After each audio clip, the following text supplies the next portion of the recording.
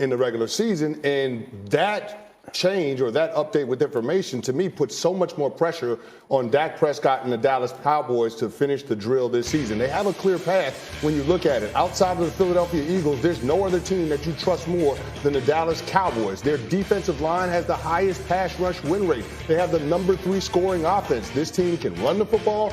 They can throw the football, even without Odell. Michael Gallup having the uptick in production, I think, takes some pressure off of that situation, the urgency that they had with the Odell negotiation. So, no, this team is good enough to win a Super Bowl. And quite frankly, the addition that we should be talking about is All-Pro Tyron Smith, who's going to get back this week in practice. You're talking about adding him to the offensive line with Tyler Smith, their rookie first-round pick. That's the area that the Cowboys really have a weakness at. They're last in pass block win rate, so adding an all-pro tackle at this point in the season is huge for them, bigger than the Odell addition. The Tyron Smith re-addition would be nice, but I think we're dealing with similar issues with him and Odell as we don't know what version that's going to come back. So because the name on the back of the jersey reminds us of greatness of old doesn't mean that we're going to get that back. The injury to Tyron Smith early in the season or before the season started, looked pretty bad. And we can't assume that he's going to come back at all-pro level. And the same thing for Odell Beckham. You don't know how much you need those players until other people get hurt or until something happens. But Odell Beckham, as great as he is, on a leg and a half, he's not going to be good. So, we have to understand that having those high expectations in ACL, I tore my ACL. Most ACLs take a year or a little bit more to come back from. A lot of players have changed that perspective, but it's not true for everybody, particularly when you have multiple. It's reasonable to suggest that Odell Beckham won't be back to true form, if ever, until next season. Right. The injury was in the Super Bowl, so about 10 months ago, so maybe not quite enough time to recover. Do they need him? Do they need him? No. Any team that's interested in Odell right now understands he's a luxury item. He's a very nice luxury item if he's healthy. But none of the team, you didn't see the Jets or the Jaguars. You know what I'm saying? There are teams that we already think are in that Super Bowl contender pool. Those are the teams that are looking at Odell. He's a guy that you add. You don't add him because you think he's going to be the focal point of your offense. You think, okay, maybe late in the division round, maybe late in the conference championship, you find Odell and he scores and you win a game. That's really what we're talking about. All right, so let's take him. Let's take Odell. We'll take him out of this. Was it like the Cowboys as is, right? And maybe they do get Tyron Smith back, right? His practice window opens this week. They have 3 weeks to activate him. Maybe they get him back in time for the playoffs. What are the expectations for this team? Right, no, right. If they don't win the Super Bowl, right? If they lose in the NFC playoffs, is that a failure of a season?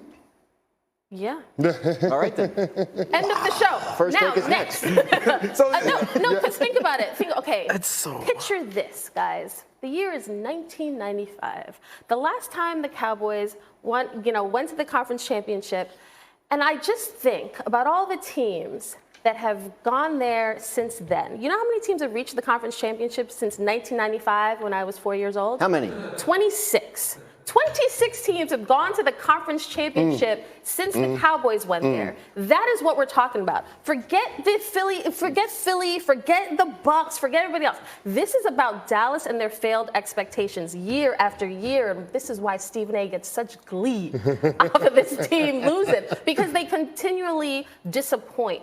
And with this roster, Odell aside, they are good enough. And to not take advantage of the NFC being so weak this year, it would be a crime to me. Is that we hold the Cowboys to a different standard for whatever reason? Because for whatever reason? No, it's not for whatever reason. It's because of what the owner said. That's why we hold them to a different standard. I don't care what the owner says. I can evaluate a roster on my own. Isn't the owner the one that sets the expectation for the team? No, the owner's not. He's not my expectations. Me watching what happens on the field is what sets the expectations. Okay. So how should we be looking at the Cowboys? No, I think that the Cowboys are good enough to win a championship. If they do not win a championship, I don't consider the season a failure. What I expected from this team, none of us thought they were Super Bowl contenders before the season started. I don't think anybody at this table picked them as such. Now they are legitimate competitors. I think they should be able to get to the Super Bowl. If they don't make it to the Super Bowl because they lost in a random single elimination playoff game, we can't pretend season like this is some sort of travesty. Sir. Man, that sounds good. Let me tell you what happens. Right now, if the playoffs started today, the Cowboys have to take a visit to Tampa. Yeah. They lose to the Tampa Bay Buccaneers. Mike McCarthy is getting fired, and that is representative or reflective. I don't know if I'm gonna that is reflective of the expectations that they have there, on this team. Lord And the Jesus. owner put those expectations on coming into this season. Okay, I was riding with Chris. Yeah. And then he just swerved off to fire Coach Land. It's not a swerve. It's not a swerve. Fired? It's not a swerve. Oh, God. Look, they lose to Tampa. They won't lose to Tampa. The team that you said is awful. They are. Okay. They won't lose to They Tampa. are, but listen, we're going to get back to that because I definitely want to follow up on Chris Canty firing the Cowboys coach in the first 10 minutes of the show. But we got to talk about the Baltimore Ravens and Lamar Jackson, who is week to week, the coach says, with a sprained PCL, an injury that often sidelines players for 1 to 3 weeks. All right, Adam Schefter reporting that the PCL is sprained in Lamar Jackson's knee. Sounds like he won't play this week, and if that is the case, backup Tyler Huntley would start for Baltimore at Pittsburgh against the Steelers on Sunday. You see the Ravens still in first place in the AFC North, tied with the Bengals, but they have the tiebreaker because they beat them earlier in the season. Of course, they play them again there at the end of the season, as you can see on the graphic. 4 of Baltimore's remaining 5 games are against division foes, including that regular season finale at Cincinnati. But that's not a terribly intimidating schedule there for Baltimore. So if Lamar does have to miss time and they're playing Huntley for a couple weeks, what do you think of Baltimore's chances? Well, I mean, everybody likes Huntley. He's a high-end backup, but he's not Lamar Jackson. And Lamar Jackson, frankly, the last several weeks hasn't been the Lamar Jackson we expect. This team hasn't been as good as we expect. But they still are in a decent position. They're leading, great position. They're leading their division, and they can pull off these wins against teams that they probably should beat, that they are better than, like the Steelers. I think the quarterback situation there is not much better, but that defense is so good. So we'll see what they can turn Tyler Huntley into, that pass rush. And I think we'll learn a lot about this team in this particular upcoming game, because the Steelers are a good team. They're not a great team, but they're a good team. And the assumption that Tyler Huntley is like similar to Lamar Jackson, I think is not true. I think he looks a little bit brown like Lamar Jackson, so people are like, hey, same guy. But he absolutely is not Lamar Jackson, so let's not pretend that this team has the same capability with Lamar Jackson. Got a little too honest? No, you're good. Funny because it's true? But it's funny because it's true. We don't all look alike, yes. Wow.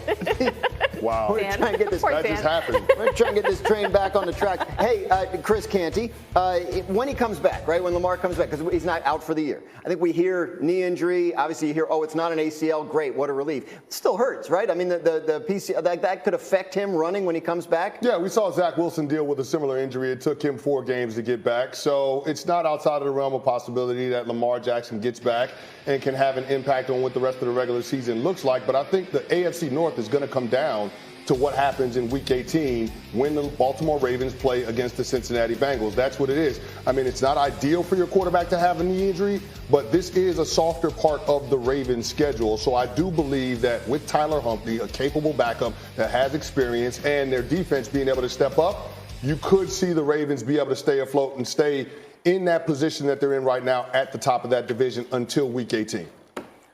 What do you think, Kimberly? If you're the Ravens, should you be scared of the Cleveland Browns? Should you be scared of the Steelers? Like, the Steelers barely beat the Falcons. Yeah. The Browns, I was there. The score was lopsided, but they did not look good. Yeah, they scored a touchdown everywhere you could outside of your offense. Quarterback position. Outside of your offense. So if I'm the Ravens, no, I'm not feeling good that Lamar is not available. But this is a team that dealt with injuries last year, and they have confidence in him. This is not what you want beyond 3 weeks. Yeah. But I'm not worried about the Ravens in the same way. The Ravens deal with injuries every year. It seems like that organization is snake bitten in that area. But I understand what you're saying. The Steelers barely beat some teams that aren't that good. But the Ravens also barely beat the Broncos and barely beat the Panthers. The Ravens are not as good as I think we all expect them to be year in, year out. And the thing about Lamar Jackson is he doesn't get hurt because he runs the ball. But more than other quarterbacks, his game will be diminished by injury. So, he gets hurt passing from the pocket. However, if you bring Lamar Jackson back, he's going to be lesser version of himself because of a knee injury than if you bring back a more traditional style of quarterback. Lots more on that as or we more continue limited, I guess, quarterback. Here on Get Up. When we come back, though, we're going to talk about a quarterback who never runs. Tom Brady has been great late in 2 of the Bucs' wins this season. So should Tampa be rethinking the way it's running?